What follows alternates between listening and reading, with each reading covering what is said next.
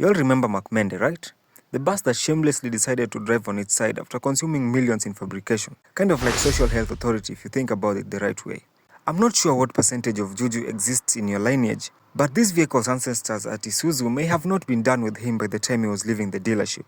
He was followed by not one, not two, but over 3 different types of misfortunes during its short life. I'm pinning more of that video in the end so you can check it out. But for those of you with flatter attention span than Charlene Ruto's behind, here's what happened. In simple terms, he left the dealership, burned down during makeup session, repaired, had an accident just a few days later, an ambulance was called which then had an accident before arriving there, another one was called, this one made it, and the next morning while towing the rope broke, overturning the truck which was towing it, then another truck was called which then towed it. The things I do for you guys.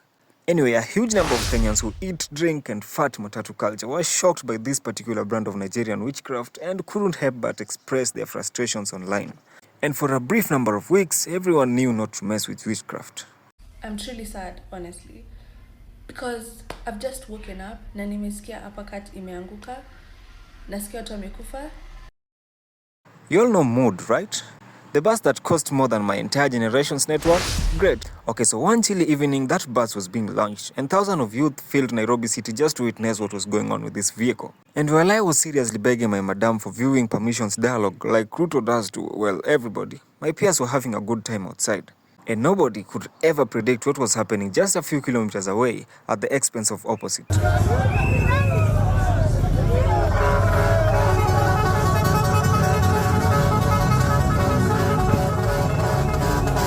That very night, one of Opposite's crew members, Mavela, was sadly integrated into the traffic by a bus that is meant to preach eternal life. Restoration. This, adding to the fact that another prominent crew member, Evanso, had left the chat just a few weeks ago, was a huge blow to Opposite's entire existence. Opposite has a huger following than Mood, so when this event put him on halftime without extra time, those of us who eat, drink and fat matatu culture, life felt unbearable.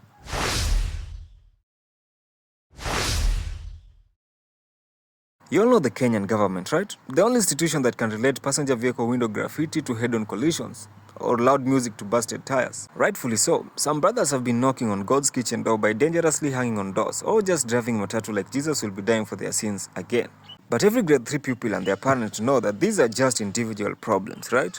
The government did not. So the government, with its regular and thought ways of handling problems, decided to plug the anus with a maize cob instead of just treating the persistent diarrhea. Jana kuna operation ya mambanga wa traffic ili target za wanga. Ilibaki mamrenga kibao sana za wanga zimedandiwa na zimesundwa area traffic headquarters Ngong Road. Hizi za wanga ziki-include militia, plank, bionic na inengi leo zilikiambwa zikisundwa stenje. Mraia ilibaki imetosha kwa mawe junaya za wanga zile bado zilikuwa zimedandiwa zilibaki zimeingia kuondokea uso. Hii crackdown inasemekana ni design hizi mboko ngore ya kutii sheria kadhaa, lakini Mbogi inadai ni masango wenye wale wako Kidale wanadai kushuka na culture kunyam na kujaza tumbo zao. Mbogi ya Rodi inadai NTSA kususia kuwahangaisha na iache Mbogi itafute maziwa. This meant that many, if not all high-end matatus were banned from using the road, and only the boring ones like KBS were allowed to fill the boring lectures of Geoffrey Musiria.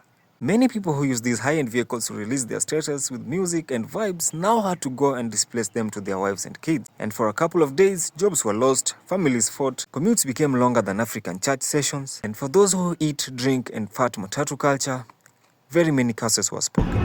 Manze mtu alipe nyumba. Hujalipa nyumba? Yo. Niko na simu ya mkopa, hata silipi. Mkopa hujalipa. Hata sasa hiyo ona nywele sijanyoa manze. Sina kitu, hakuna kitu. TSM manze mturudishie magari tu. You all know Mcheza, Padan and Bada, right? Only 3 of the most hypeful active drivers of matatu culture today. Their following is bigger than mcomeni's ego, and whenever they show up on the streets, youth can't help but show their love and support.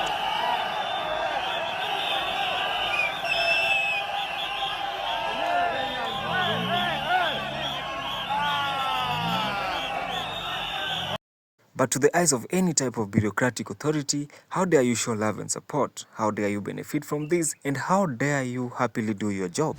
They got suspended. Buses lost hype, profits dropped, and hundreds of youths who literally spent their days pinning the entire purpose of existence to these vehicles lost bearing. And for those who eat, drink and fat matatu culture, those days were the longest. So SACCOs had two options. Sit down and talk this out, or double down on stupidity like Bahati and switch drivers like he switches Jonas. They picked the first one, but not without some new rules.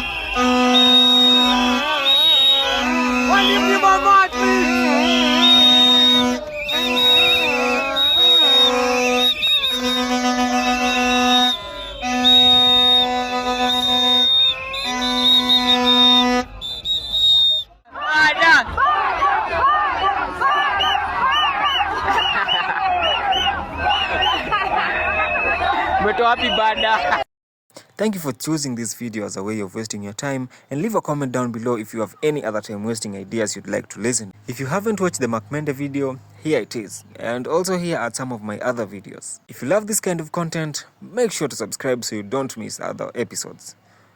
And without further ado, see you on the next one.